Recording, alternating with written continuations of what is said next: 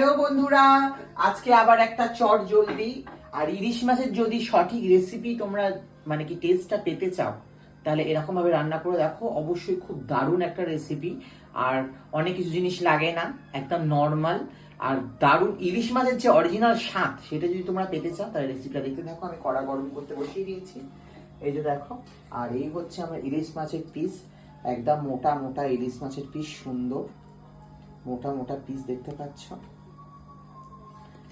তো এই ইলিশ মাছটাকে আমি ম্যারিনেশনের জন্য দেব হলুদ, নুন আর সর্ষের তেল।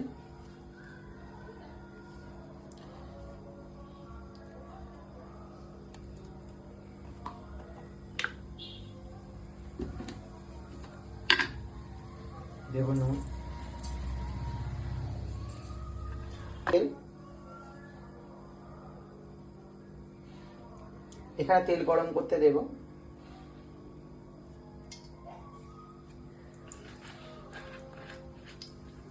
তেলটা যতক্ষণ গরম হচ্ছে ততক্ষণ আমি মাছটা সুন্দর করে মাখিয়ে নিই। ইলিশ মাছগুলো মাখানো হয়ে গেছে, সুন্দর করে মাখিয়ে নিয়েছি। এবার তেল গরম ততক্ষণ হোক।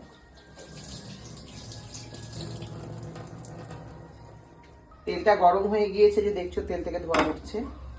দিয়ে দেবো হচ্ছে কালো জিরে অনেকটা মতো, আর দিয়ে দেবো কাঁচা লঙ্কা। কাঁচা লঙ্কা কালো জিরেটা ভালো করে ফ্রাই করতে হবে যতক্ষণে লঙ্কাগুলো সুন্দর করে ভাজা ভাজা হয়ে যাচ্ছে।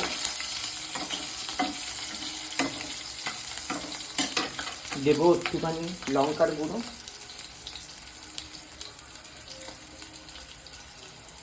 আর দেবো একটু হলুদের গুঁড়ো,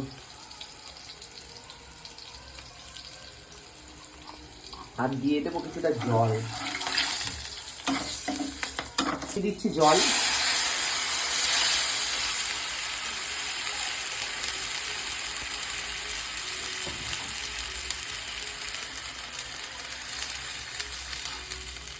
ব্যাস, এবার 1 ফুট আসলে মাছগুলোকে ঢেলে দিতে হবে, তাহলে অরিজিনাল ইলিশ মাছের যে স্বাদ সেই স্বাদটা পেয়ে যাবে।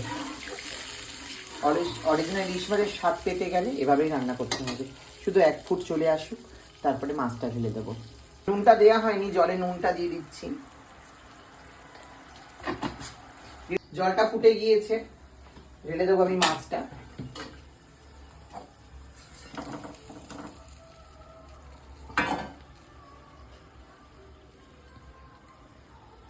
এখন এখানে চুবুর টুবুর করছে মাছগুলো, দেখো আবার জ্যান্ত না হয়ে যায়।